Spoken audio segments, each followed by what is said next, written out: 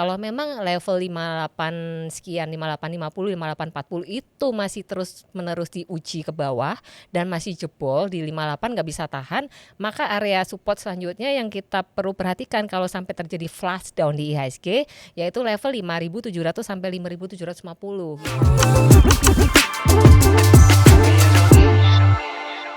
Halo para investor dan trader di tanah air, welcome to podcast Market Cuts and Clip, di mana pada hari ini tanggal 3 Juni 2026 pada pukul 5 sore kita akan menghadirkan bintang tamu yang sangat luar biasa.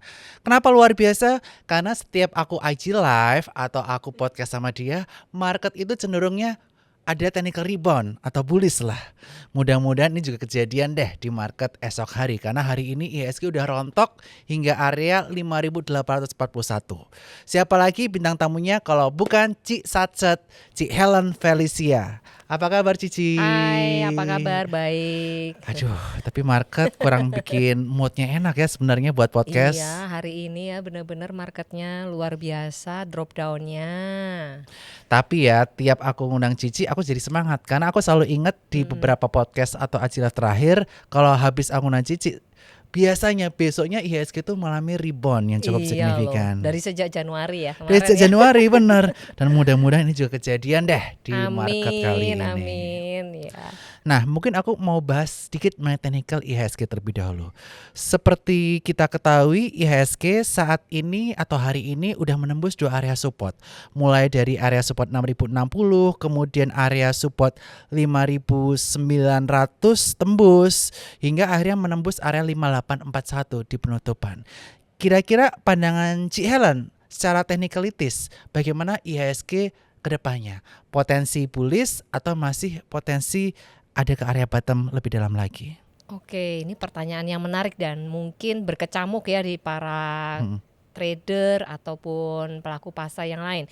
Menduga-duga kira-kira IHSG masih bisa turun lagi nggak? Memang penurunan IHSG hari ini sudah breakdown dari level low-nya yang kapan hari ya. Dan kita pantau bahwa sempat menyentuh 5.800-an.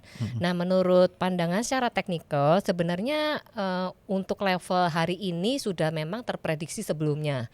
Sudah memang dipersiapkan sebelumnya. Andai kata IHSG masih mengalami tekanan, maka bisa jebol 59 dan akan menguji area level selanjutnya yaitu sekitar 5850 dan sampai 5950. Jadi itu prediksi selanjutnya setelah terjadi kemarin ada MSCI outflow. Tapi tentunya nggak langsung ya ke sana, dan kemarin sempat rebound lumayan, ada napas, dan hari ini ternyata dihajar lagi ke bawah. Apakah ini sudah bottom? Menurut saya perlu dikritisi lagi, perlu dilihat lagi low hari ini itu apakah nanti akan ditembus lagi hari berikutnya. Kalau memang level 58 sekian, 5850, 5840 itu masih terus menerus diuji ke bawah dan masih jebol di 58 nggak bisa tahan, maka area support selanjutnya yang kita perlu perhatikan kalau sampai terjadi flash down di IHSG yaitu level 5.700 sampai 5.750 gitu ya. Itu level support terdekatnya. Tapi bukan berarti itu udah berakhir sampai situ atau pasti ke sana. Tentunya kita harus melihat katalisnya, apakah ada mungkin katalis negatif lain yang memberatkan atau mungkin memicu outflow lagi dari IHSG, bisa flash down ke bawah gitu. Jadi tapi kita antisipasi aja, mengingat keadaan market sekarang sangat volatil ya. Hari ini bisa naik, besok bisa turun dalam gitu. Jadi untuk teman-teman trader mungkin bisa dipersiapkan agar view-nya punya dua arah. Kalau misalkan pun rebound kemana, kalaupun ini masih akan lanjut turun akan kemana gitu. Oke, wah luar biasa banget ya. Jadi pengaman resiko atau stop loss itu penting ya di kondisi market seperti ini. Nah, kalau menurut Cik Helen, sebetulnya apa sih yang menjadi pemberat IHSG sehingga IHSG hari ini bisa ditutup di kisaran area 5941? Under 6.000 nih ya setelah Under 6.000. Iya, kapan hari kita sempat bertahan di atas 6.000 udah seneng nih kita ya. Betul. Ternyata tutupnya sekarang under 6.000 lagi.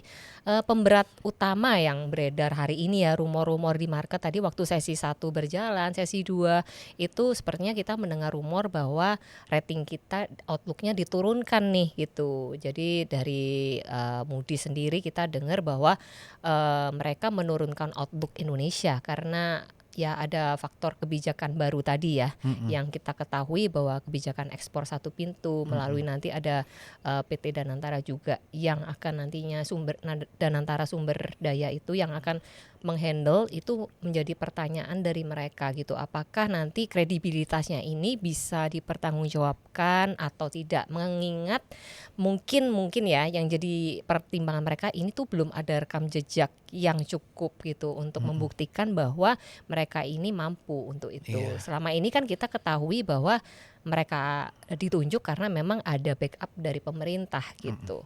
Bukan karena kredibilitas udah ada rekam jejak gitu. Setuju banget Ci Helen, bahwa memang saat ini DS ini masih baru ya, Yes, dan rekam jejaknya belum betul. terlihat. Bahkan banyak yang takut kalau dia ini bukan hanya sekedar administrator aja ya, Iya. tapi ikut menjadi bagian sebagai trader atau tengkulak, yang mana kita memiliki histori kurang baik ketika waktu itu ada plywood dan juga cengkeh yang juga masuk badan satu Oh iya, pintu. betul. Itu sempat ya jadi isu juga. Sehingga menimbulkan kekhawatiran para investor terkaitan mengenai uncertainty yang timbul ketika ini diberlakukan, terutama saat ini untuk CPO dan juga call. Nah kemudian Ci Helen, kaitan mengenai rupiah yang hari ini melemah hingga 17.970, serta ada rumor bahwa S&P berencana untuk menurunkan bukan hanya outlook, tetapi ratingnya. Rumor yang di market ya, walaupun secara statement resmi hari ini S&P Internasional memberikan rating terhadap Danantara Investment Management di rating triple B seperti rating Indonesia, Ya. dengan outlook masih di stable. Bagaimana pandangan Ci Helen mengenai hal tersebut? Ya memang betul sih, itu menjadi kekhawatiran daripada para pelaku pasar saat ini, cenderung untuk mengambil langkah untuk wait and see pastinya, dan mungkin ada beberapa juga yang outflow ya, jadi keluar dulu dari pasar untuk mengamankan posisi atau dan sebagainya, karena memang isu rumor itu masih kencang beredar sih, kita nggak bisa pungkirin ya, dan itu menjadi kekhawatiran terutama dari para investor saat ini. Istilahnya tema di bulan Juni ini masih dibayangi oleh itu gitu Ber. Jadi menurut saya sih itu bisa jadi potensi tekanan juga ya buat IHSG gitu. Oke. Lalu kemudian saya juga baru lihat RTI ya, bahwa harga komoditas terutama oil, Brent oil saat ini telah mencapai 98 USD per barel akibat perang antara US dan juga Iran yang kembali memanas. Dan tentu saja ini perlu kita khawatirkan sekali, karena saat ini asumsi APBN kita dolarnya itu di 16.500, kemudian kaitan mengenai Brent oil itu di angka 70 USD per barel. Kemudian bagaimana menanggapi hal tersebut Ci Helen? Apakah investor menjadi panik karena asumsinya cukup rendah sehingga takut tekanan fiskal makin besar, atau bagaimana menurut pandangan Ci Helen? Ya memang nggak bisa dipungkiri ya, ada juga ancaman mengenai fiskal ini menjadi kekhawatiran juga, meskipun sekarang masih aman ya, tapi ruangnya juga semakin terbatas tentunya untuk memberikan stimulus. Jadi makanya pemerintah juga harus lebih tentunya memilih-milih sektor mana yang nanti akan dapat stimulus. Tapi lepas daripada itu, tentang concern harga minyak dunia dan US dollar ini sangat menjadi tekanan yang sangat terasa. Even bukan cuma di IHSG, tapi justru di bisnis real juga terasa banget ya. Nah, nanti dampaknya kalau harga minyak ini akan terus tinggi, dampaknya nanti panjangnya adalah ke angka inflasi tentunya, dan mungkin untuk suku bunga juga kemungkinan susah untuk turun juga ya, untuk menekan laju inflasi. Terus kemudian dari segi sektoral yang mungkin nantinya akan tertekan kalau misalnya harga oilnya itu naik, ya sektor-sektor yang oil sensitif, misalkan kayak manufacture, kemudian yang berhubungan dengan transportasi yang berhubungan langsung dengan oil gitu ya. Terus kemudian yang mengkonsumsi energi secara masif, dan mungkin emiten-emiten yang punya hutang dalam bentuk US dollar. Karena di mana sekarang itu kita tahu bahwa US dollar kita masih terus menguat ya Ber ya. Bahkan mendekati level 18.000 nih, udah titik kritis, dan ini banyak juga para pelaku pasar juga khawatir tentunya dengan kondisi seperti ini, dan fund-fund juga tentunya jadi concern juga ya, karena mereka juga takut untuk rugi kurs juga. Jadi kebanyakan dari mereka juga mengambil langkah untuk outflow juga dari IHSG. Jadi itu tidak menguntungkan sebenarnya kondisi di mana US dollar tetap menguat seperti ini, tentunya nggak menguntungkan ya buat IHSG kita ya. Jadi para fund-fund di luar juga mungkin juga melihat juga banyak opportunity lain di luar sana. Tentunya yang jadi concern lain adalah US bond yield kita ya, US Treasury kita 10 tahun itu kita lihat di angka sekitar 4, sudah ya mendekati 4,4% kalau nggak salah, dan di mana 4,3% itu sebenarnya angka yang sudah dinilai cukup kritikal gitu. Jadi ketika di luar sana menawarkan return yang lebih menarik, tidak menutup kemungkinan untuk fund-fund di sini juga dari luar ya, itu lebih memilih market luar juga gitu. Mungkin itu jadi tambahan pemberat untuk kondisi IHSG saat ini gitu. Pantas saja ya kemarin tanggal 2 Juni asing itu masih keluar lebih dari 1 triliun ya. Iya. Walaupun sebetulnya hari sebelumnya udah keluar 8T karena MSCI rebalancing dan year to date di pasar reguler udah keluar 65T, tapi aksi jual asing itu masih terus menghantui Betul. IHSG. Tetapi ada satu sedikit good news lah, di mana nanti di kisaran tanggal 18 Juni atau 23 Juni kaitan mengenai MSCI akan mengumumkan apakah Indonesia itu akan stay di emerging market atau turun ke frontier. Nah, menurut pandangan Ci Helen, apakah ini bisa menjadi sentimen positif yang memberikan harapan angin segar kepada para investor di Indonesia? Oke, thank you pertanyaannya. Nah, ini menarik ya buat teman-teman ya. Saya sih tetap optimis ya Ber ya, bahwa Indonesia semoga akan tetap stay di emerging market dan nggak akan turun ke frontier market, sehingga ini bisa jadi satu katalis positif juga buat IHSG kita yang selama ini udah tertekan dari Januari tentunya. Dan memang secara rating, outlook apa semua tuh rumor-rumor yang beredar saat ini kebanyakan bad news. Tapi menurut saya sih untuk masuk sampai kategori ke frontier saya rasa sih masih belum ya. I think Indonesia masih punya banyak good side juga yang bisa dipertimbangkan mungkin untuk stay di emerging market seperti itu. Jadi mudah-mudahan ya kita stay dan itu bisa jadi katalis kita buat rebound. Amin. Dan kalau kita belajar dari India, waktu itu Adani Group juga sempat di freeze ya dari MSCI konstituen karena dianggap kaitannya mengenai free float tidak terbuka, adanya cornering harga saham, sehingga sempat mengakibatkan indeks di India sana juga mengalami penurunan. Tetapi apakah India diturunkan jadi frontier waktu itu? Turunnya enggak? Enggak ya. Enggak turunkan.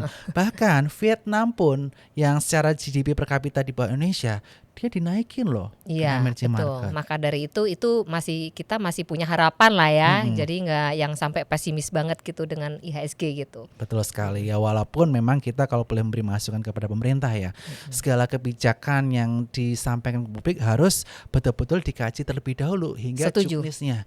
Jangan sampai menggemparkan dunia market, menggambarkan para investor asing cenderung keluar terlebih dahulu, kurs kita lemah. Betul, setuju sekali. Ujung-ujungnya kalau kurs lemah yang dirugikan siapa? Kita juga. Ya, kita semua. Karena kita semua tempe kita harus impor dari kedelainya ya, kita juga masih ketergantungan ya dengan impor tuh banyak juga gitu. Betul. Makan Indomie? Makan. Impor nggak kita? Iya dong. Impor semuanya dari USD. Makanya ini yang perlu menjadi perhatian pemerintah bahwa USD itu penting, kepercayaan asing itu penting.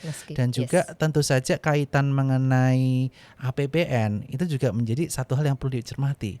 Kalau misalnya kita pendapatannya belum bisa ditingkatkan secara signifikan, ya kita bisa kurangi dari porsi-porsi yang lain, porsi-porsi anggaran kita. Karena tentu saja ini yang akan dilihat oleh asing dan ini yang tentu saja akan berdampak kepada kepercayaan investor jangka panjang, betul ya? Betul, setuju banget.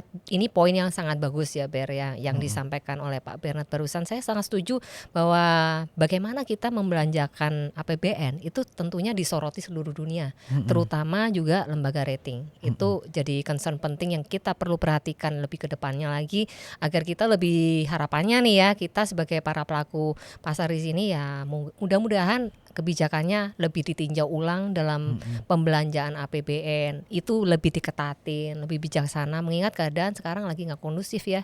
Gitu. Betul, apalagi kalau perang US Iran nggak selesai, kita harga oil masih di angka 98 USD per barel, padahal kita net importir 1 juta barel per harinya. Ya, sangat tergantung sama impor. Sangat tergantung, apalagi nih Ci, berdasarkan data dari kemarin yang disampaikan kaitan naik trade balance Indonesia, saya trade balance Indonesia udah menipis nih, udah kurang dari 500 juta USD.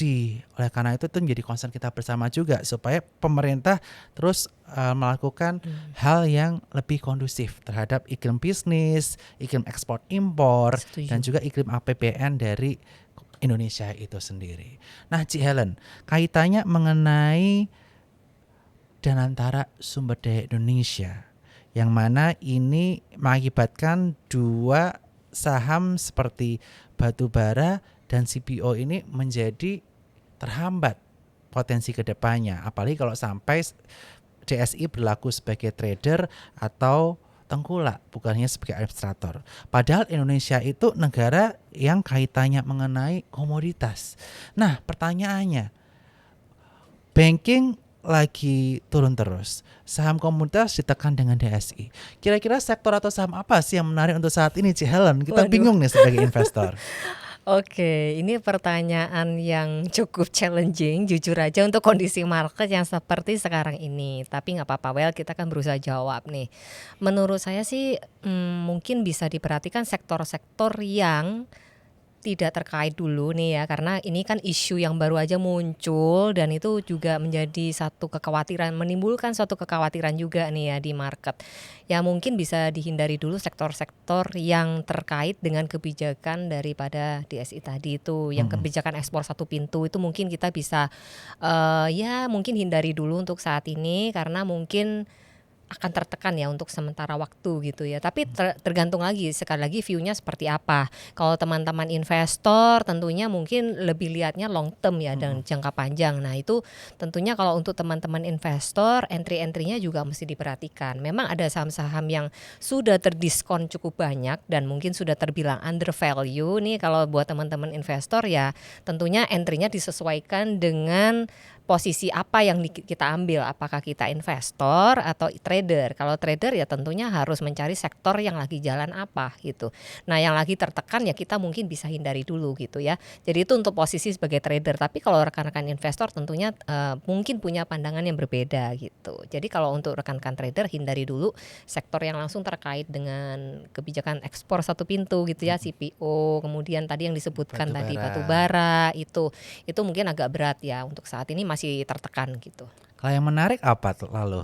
Nah, ini yang menarik apa ya? Sebenarnya saham-saham yang kemarin itu sudah terdiskon banyak banget akibat outflow MSCI, sebenarnya itu masih ada potensi untuk rebound. Setuju. Kalau kita lihat, cuman ini a bit tricky karena kita harus cari entry-nya tuh benar-benar ketika outflow-nya sudah mereda, Bernard. Jadi kita harus perhatikan inflow-nya sama outflow-nya setiap hari.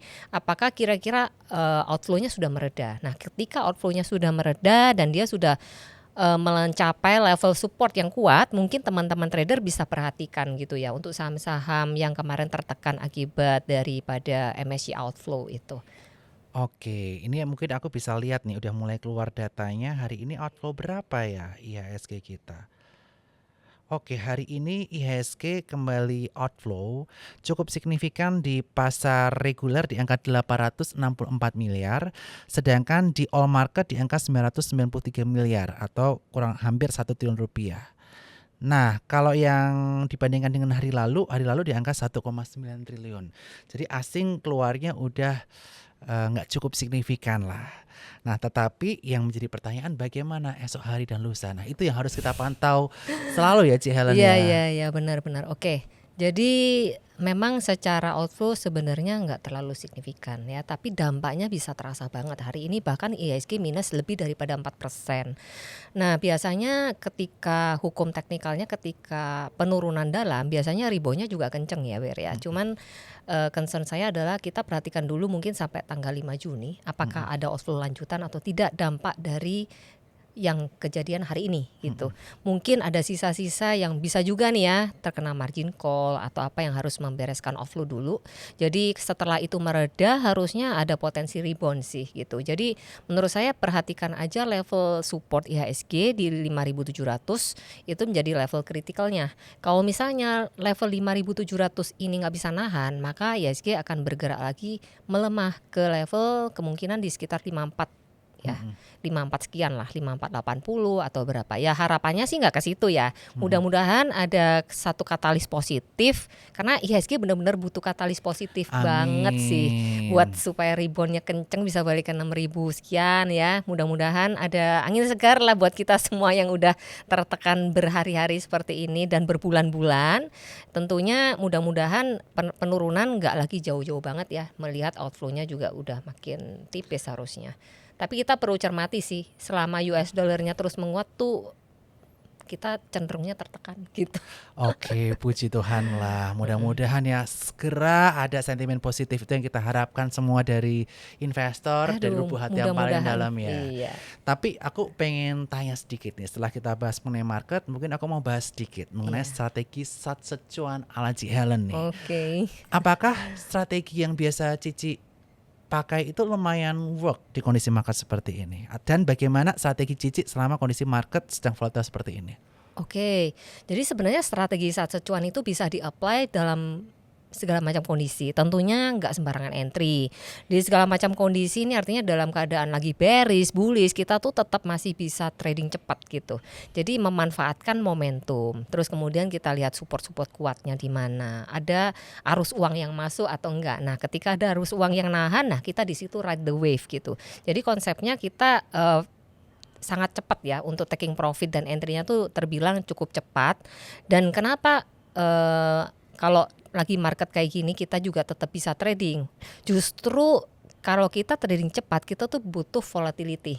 Karena semakin cepat naik kita bisa taking profitnya lebih cepat gitu. Jadi kita nggak kejar spread terlalu tinggi, tapi kita main momentum dan main frekuensi itu aja. Jadi kita entry-entrynya tuh mungkin di area benar-benar kita menghindari buy on breakout, terutama di kalau market yang lagi bearish seperti ini. Jadi kita entrynya benar-benar buy on weakness yang nawar-nawar kejem banget gitu di support-support yang kayak nggak mungkin gitu ya. Tapi tentunya kita nggak sembarangan makan juga gitu. Maksudnya nggak sembarangan beli gitu. Ketika ini ARB murah langsung dimakan, enggak. Jadi kita punya tekniknya. Jadi kita harus lihat gimana komposisi bid overnya seperti apa.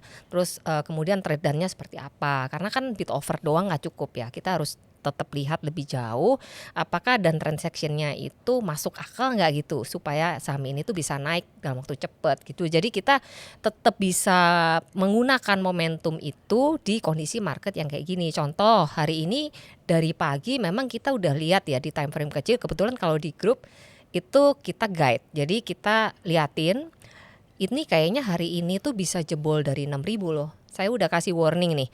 Nanti hari ini sepertinya ISG bisa ke 5.850 atau deket-deket situ. Jadi itu memang udah kelihatan di struktur time frame yang kecil. Wow. Gitu. Jadi udah kasih warning ke teman-teman strateginya mesti gimana nih. Kalau kita udah lihat sign mau turun, berarti siapin porsi cash. Kemudian udah mulai harus TP-TP yang kemarin udah cuan nih. Kita ingetin juga, nih jangan sampai lupa ya, nggak TP, nggak pasang stop loss atau trading stop tuh penting banget soalnya di market yang seperti ini kita tuh tetap bisa Satsecuan trading, tapi harus jaga modal dan disiplin ketat itu sih Ber. Oke, disiplin ketat itu kuncinya dan jaga modal jangan sampai tergerus lebih dalam lagi. Dan Cici hari ini bawa buku ya? Iya ada bukunya nih. Jadi ini adalah buku Satsecuan Trading. Ini buku yang saya bikin khusus buat teman-teman trader di sini yang pengen belajar gimana sih caranya melihat saham-saham tuh yang mau gerak cepat. Terus kita mau trading cepat tuh caranya seperti apa. Saya mengusahakan supaya buku ini cukup visual dan gampang dimengerti buat teman-teman yang baru pertama kali terjun trading atau pengen pertama kali nih belajar trading cepat yang biasanya swing atau mungkin invest, pengen tahu gimana sih caranya nyari saham yang berpotensi ngasih cuan cepat. Di sini tuh ada teori-teorinya. Tapi tentunya juga kalau misalnya ini nggak cukup, kita juga ada kelasnya untuk mengajarkan lebih lanjut gitu. Tapi buat teman-teman yang pengen baca, itu visualnya enak banget dan mudah dipahami sih. Aku mau dong bukunya Ci, boleh ya? Boleh dong. Nanti gua kasih tanda tangan. Iya, dan buat teman-teman jangan lupa ya follow Helen Felicia atau Satsecuan untuk update terkini dari Satsecuan karena aku juga sering ikut-ikut nih dari channel Satsecuan, lumayan kadang-kadang dapat profit dari situ. Thank you. Walaupun aku kadang-kadang sibuk banget ya, tapi kalau lagi ada waktu masih ya aku sempetin untuk trading lah. Wah, bukunya keren banget dan very visual ya teman-teman ya. Ini bisa teman-teman dapetin di mana nih? Nanti bisa DM aja ke Instagramnya Satsecuan, nanti teman-teman bisa order dari situ gitu. Oke, mungkin sekian Ci Helen buat podcast hari ini ya. Thank you banget buat waktunya. Thank you Berna, thank you. Dan mudah-mudahan betul sesuai dengan history kita kan teknik analis kan history repeat itself. Kita dari awal tahun tuh habis podcast besok rebound. Mudah-mudahan besok nggak bikin lower low lah ya, langsung aja gitu loh rebound. Amin, besok rebound. Itu harapan aku. Dan terima kasih semua udah hadir dan ikutin terus podcast Market Cash and Clip.